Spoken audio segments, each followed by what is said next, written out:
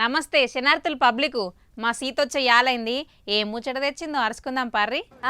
శనార్థులు చాలు కానీ ఊర్లో నోట్ల పంచాయతీ ఎట్లున్నదో ఎరికేనా? నేనే చెప్దాం అనుకున్నా, ఉండేదే సిటీలా, ఓటు మాత్రం ఊర్లు ఉంచితే సర్కార్ షాక్ ఇచ్చిందిగా. అవునే వదనే, గట్లా దొంగోట్లు ఉంచితే ఏడాది జైలు శిక్ష, భారీ జరిమానా ఎత్తారట కదనే.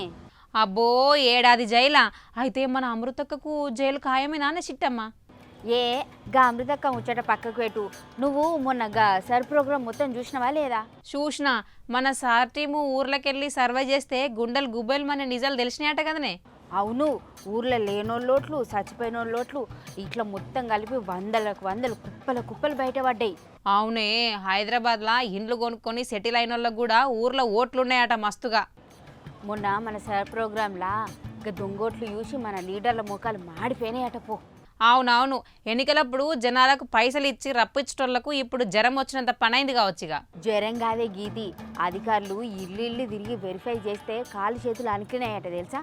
ఇదైతే మంచి పనే పటు. 500 నోటు కోసం జైలుకు పోతే ఇజ్జత్ ఖరాబు. కరెక్ట్ చెప్పినావు. అందుకే నీ ఓటు ఎక్కడున్నదో ముందే చూసుకో, లేకపోతే జీపెక్కిస్తారు నేను. అవి నన్ను జైలుకు పంపుతావే, అంత సీన్ లేదులే. నేను పోతే ఇంట్లో వంట వాళ్ళు చేస్తారట.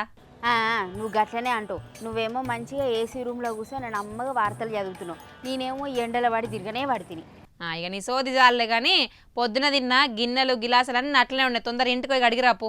అదంతా సరే కానీ లక్షల మంది బయట పడ్డారు కానీ అందరికీ జరిమానా ఇస్తారా? అందరినీ జైలుకు పంపుతారా? వేస్తారే. ఊర్లుండి ఈడుంటే ఎట్లా మరి చెప్పు, తప్పు కదా. అయ్యో కొడుకా, మరి ఇప్పుడు వాళ్ళ పరిస్థితి ఏంది? అందరు జైలుకోడేనా? అందరు జరిమానా కట్టుడేనా? అవుగాని మన ఊర్లుండే రంగమ్మ కొడుకు బెంగళూరులో సాఫ్ట్వేర్ కొల్లు చేసుకుంటా ఈడ ఊర్లో కూడా దొంగోటి ఉంచిండట కదనే. ఆయనకి జైలు శిక్ష పడితే సాఫ్ట్వేర్ కాస్త జైలు సాఫ్ట్వేర్ అవుతుందంటావు మరి?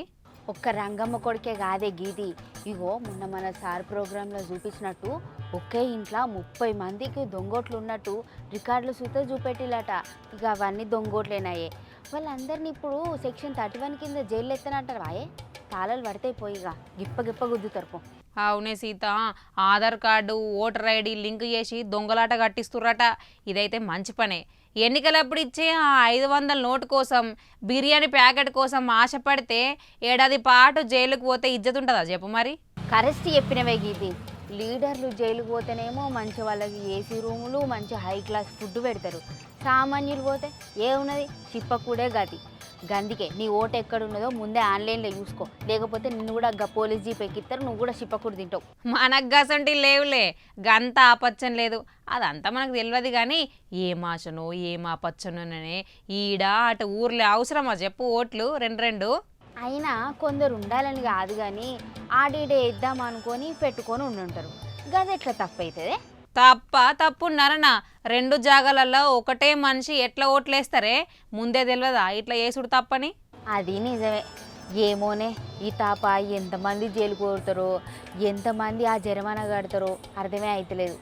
సర్కార్కి ఎంత వస్తుంది అంటే ఈ ఆమ్దాని మొత్తం జరిమానాతోని. అవన్నీ వేసినప్పుడు చూద్దాం తీగ, నువ్వు ఇంటికి పోయిగా. నీ అవ్వ అప్ప నుండి ఇంటికి పో అంటున్నావు కదా, నువ్వు వచ్చినాక వంటింట్లోనే ఎత్తావు నీకు జైలు శిక్ష. ఊకే ఇంటికి పో అంటే చూసిరుగాల్లా మీ ఓటు ఎక్కడుందో ఇప్పుడే చెక్ చేసుకోర్రి, లేదంటే జైలు కూడా మరి పైలమిగా.